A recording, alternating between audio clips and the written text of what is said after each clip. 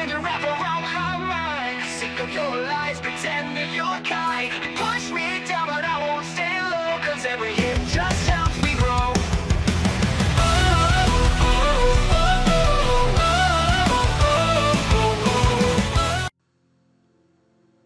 So this is all about jerkbaits today.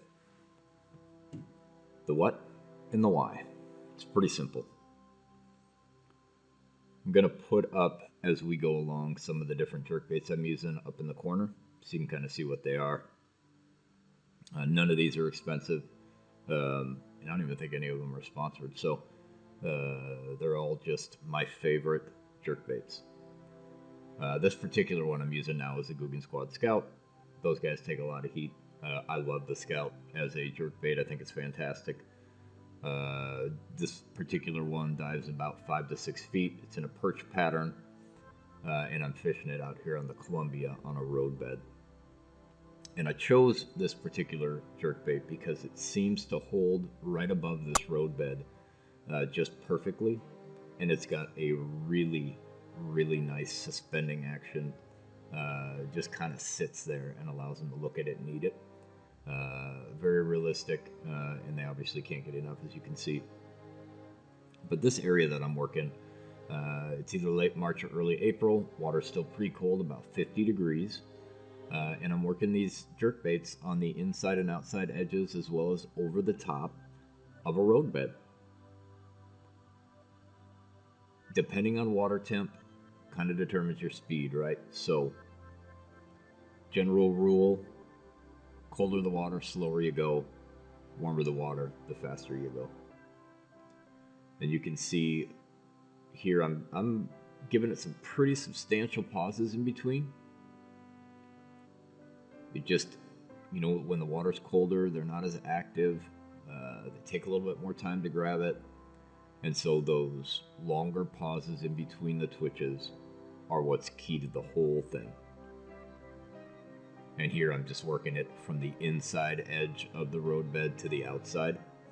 And generally what they do here is chase it up against that roadbed, the bait fish, and pin them there. Just easier for them to eat rather than trying to chase that stuff down in open water. And that's why some of these spots, when you're looking for an area in the spring, early season to go target largemouth or smallmouth, finding these offshore rock piles, roadbeds, submerged timber, whatever it is, really helps you locate oftentimes huge schools of fish. And the fish in this particular school in early season is massive. I mean, it's nothing to have a 50 to 60 fish day. I'm not going to tell you you're going to catch a ton of 5-pounders, but you're going to catch a mess of 3 and 4s. It can be an absolute blast. And I got another one here. Again, long twitch, just giving it time to go get it. And it's always key early in the spring to be able to adjust your cadence based on what the fish are doing and what they're telling you. The other tip I'll tell you is, as you're going through this, vary your cadences until you figure out what they're biting, and then just repeat that same cadence over and over and over again. And you're certainly going to put a lot more fish in the boat.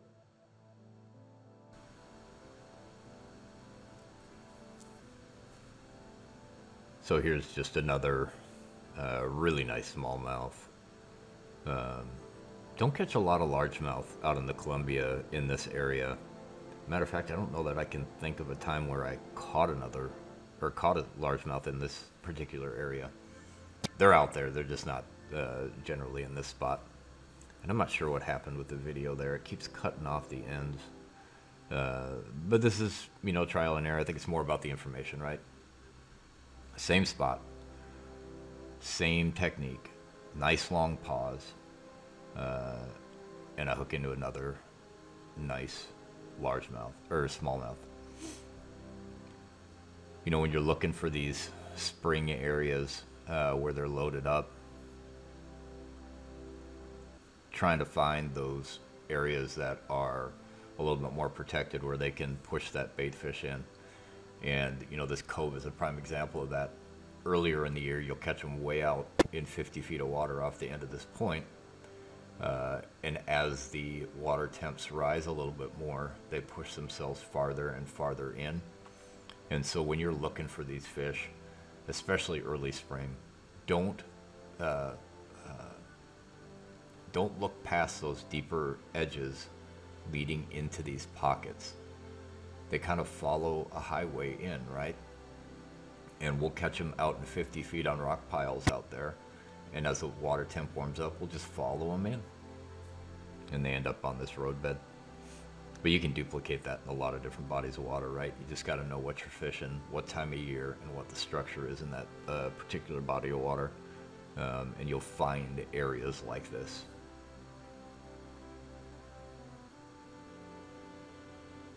I think we're about to go cut over to potholes now. And so I've kind of given you a good look at what spring is all about, and now you're going to see what fall is all about. This particular area is back in Lynn Cooley on Potholes Reservoir in Washington State, and we're fishing a big, massive rock point. When the water drops down, this rock point just gathers so many fish, all different species, right? So you're getting largemouth, smallmouth, big trout, walleye, and I'll catch them out of various techniques. But again, jerkbait in the fall is one of my favorites. I just don't think it can be beat. And I kind of alternate off on potholes between a Rick Clunn RCSTX, and I generally like the French pearl color on potholes, and then a KVD 200 when I want to get just a little bit deeper. And again, I'm positioned into the wind.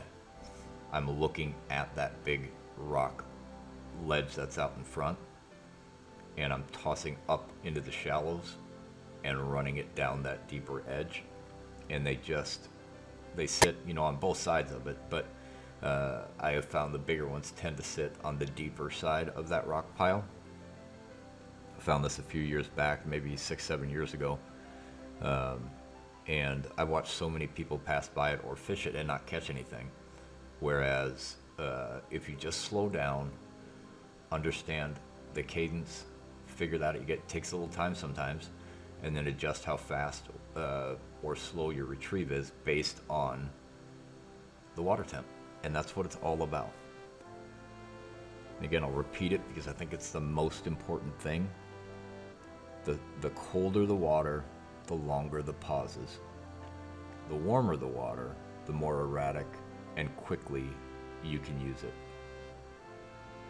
Jerkbait is such a versatile tool, and I think often overlooked because of all of the other techniques that are out there, especially nowadays with forward-facing sonar and the minnow baits and all of that. For me, I'm a power fisherman at heart.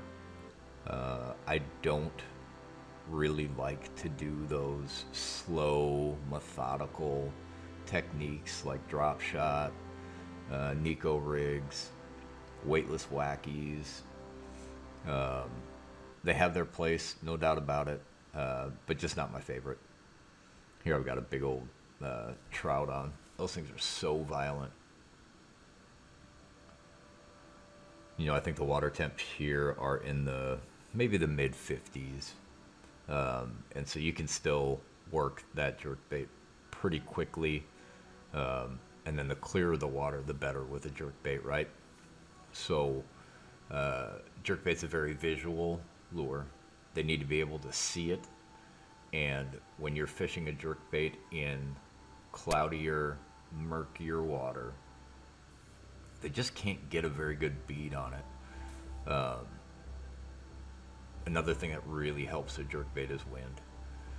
If you're fishing it on a slick, dead calm day, it's just not gonna produce as well as it does when there's a little bit of chop on the water. And I think the main reason, I know the main reason why, is it tends to break up that silhouette, right? They can see it because the water's clear, but it breaks it up a little bit so it doesn't look so fake. And then of course the wind just gets everything more active in the water, right? They chase a little bit more. They feel like they're covered up a little bit more. You can't see them as well.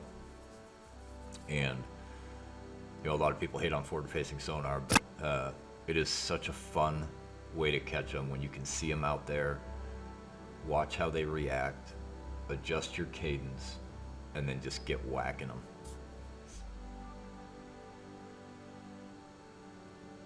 Regardless whether you like forward-facing sonar or not, that's neither here nor there. I'm not here to tell you what to like, what not to like. I love not using it, and I also love using it. I think it's a fantastic tool, especially, you know, when I take the kids out. It allows me to eliminate water so fast. Kids get bored quick, and so being able to find fish a little bit quicker, and then trying to figure out how to get them to bite allows those kids to have a little bit more fun when you figure that out. So now here we're back. This is the evening, kind of finishing up our day. I always start in the fall on this rock point, and I finish on this rock point. Mornings and evenings tend to be some of the best times. When it's middle of the day, it starts getting warmer, the water starts heating up, and the jerkbait bite dies off. I'll start throwing like a 5 or 6 XD out off of this, out of the edges of this in the deeper water, like 15, 20 feet. And they just sit out there and park on the bottom. And you work a deep diving crankbait really aggressive. It is so much fun. And we'll do that in another video. But again, just another good quality largemouth. Just out there having a blast, catching a bunch of fish. So much fun. So let's talk just a little bit about the gear. I'm going to put up here in the top right corner the 3 jerkbaits that I prefer. Rick Clunn RCSTX, the original version in French Pearl. Guggen Squad Scout in Perch, and then a KBD 200. My 3 favorite ones. I just think they are, hands down, they produce the best on this particular body of water. Every body of water is different, but for here, these are the ones that seem to produce the best quality and quantity. From a gear perspective, you know, you wanted a rod with some decent tip. I use an Alpha Angler Slasher. It's a 610 medium fast. Hands down, my opinion, the best jerkbait rod on the planet. If you want a budget rod, try the Guggen Squad Twitch. Again, 610, a pretty decent rod for, you know, $100. I use a Lew's Speed Spool. I use a Lew's Speed Spool, and then from a line perspective, it's 10 or 12 pound fluorocarbon, depending on how deep I want to go. So just a good rule of thumb with that. The deeper you want to work a jerkbait, a crankbait, the lighter the line, the deeper you can work it. I can't remember what the actual ratio is, but I think it's for every 2 pound reduction in line, it's like a foot less or a foot deeper you can get it. I use fluorocarbon because it sinks and it allows the jerkbait, the crankbait, to get to their desired depth quickly.